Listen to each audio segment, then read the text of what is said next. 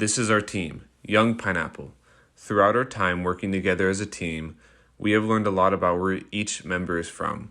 We have also learned about the interests and hobbies that each person has. We've also acknowledged our strong disdain for pineapple on pizza, and all of us being the youngest in our family, hence our name. This is our presentation on the principle of communicating efficiently in a virtual setting. Communication, in general, can be difficult for teams. When teams are forced to work virtually, the ability to communicate effectively may become even harder. Through COVID, nearly everyone has experienced some form of virtual learning or work. Switching to a virtual setting has brought about many issues that arise from poor communication.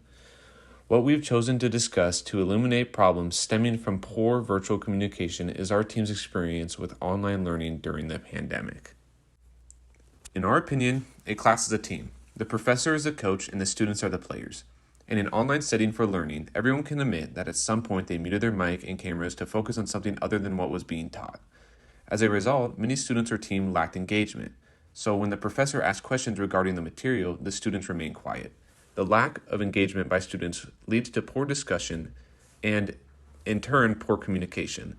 This is a hamster wheel effect, and it greatly hurts the team's performance. In this scenario, performance is the student's grades. Being virtual opened the door for this lack of communication because, in person, you cannot mute your camera or mic. We found as a team during virtual learning, professors require interaction between students, breakout rooms, class discussions, cameras on, lead to better communication and engagement. One of our team members specifically took a virtual course that used class structure supporting strong communication.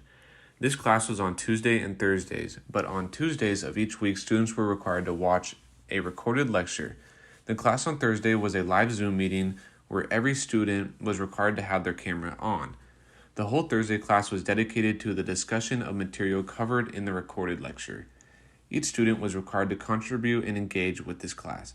As a result, students communicated to the teacher very often about things they're confused about. Students were clearly more engaged and communicated much more efficiently than traditional Zoom classes. Students were unable to communicate if they are confused on the subject if they are not engaged with the information.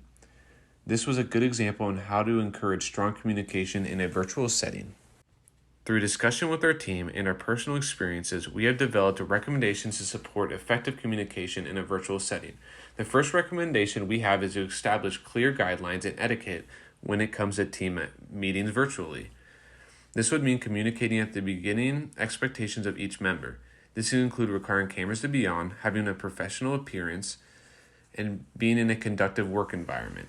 As mentioned in our team members' example, the class requiring guidelines in respect to virtual meetings increase engagement and communication among the team members. Our second recommendation may seem implied but necessary. A key to good communication in a virtual setting is to have patience with each team member. Some technology may be new and quite intimidating to a number of team members. Making sure the team understands that technology may create problems, but supporting each teammate is crucial. It may also be difficult for the team to speak out when they are not used to a virtual meeting. Maintaining patience and creating a welcoming environment for each team member to feel comfortable to speak is important.